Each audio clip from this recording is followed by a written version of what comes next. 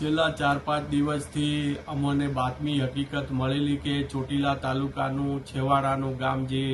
વિછિયા તાલુકાની બોર્ડર પર આવેલ છે એવું ચિરોડા ભાદર જે ગામ છે ત્યાંથી શુક ભાદર નદી પસાર થાય છે।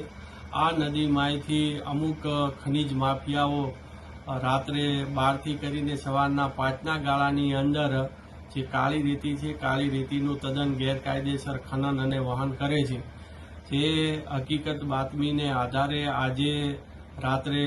મોડી રાત્રે 1:30 વાગ્યાની આસપાસ અમારી નાયબ કલેક્ટર પ્રાંત ચોટીલાની ટીમ સાથે અમે ખાનગી રાહે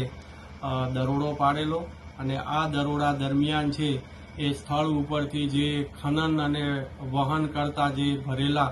એક ડમ્પર, એક લોડર મશીન, એક ટ્રેક્ટર અને ટ્રોલી તેમજ રેતી ચાળવાનો ચારણો અને આશરે 120 ટન કાળી રેતી છે એ જપ્ત કરવામાં આવેલી છે। આ જે મુદ્દામાલ છે એની કિંમત છે 71,32,000 રૂપિયાનો મુદ્દામાલ જપ્ત કરી અને ચોટીલા મામલતદાર કચેરી ખાતે ખસેડવામાં આવેલ છે। નિવેદનોના આધારે જે આ ખનીજ માફિયાઓના જે નામ સામે આવ્યા છે, જેમાં જે ચિરોડા ગામના રહેવાસી જોગીદાસ ભૂરાભાઈ ખાચર અને જસદણના રહેવાસી જેસાભાઈ ભરવાડ, આ બંને ઈસમો છે એ ઘણા સમયથી શુક ભાદર નદીમાંથી કાળી રેતીનું ખનન અને વહન તદ્દન ગેરકાયદેસર રીતે કરતા હતા, જેથી આ બંને ઈસમો સામે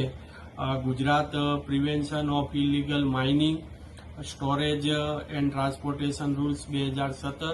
તેમજ લેન્ડ ગ્રેબિંગ અને તડીપાર જેવી જુદા જુદા કાયદા અંતર્ગત કાયદેસરની કાર્યવાહી હાથ ધરેલ છે।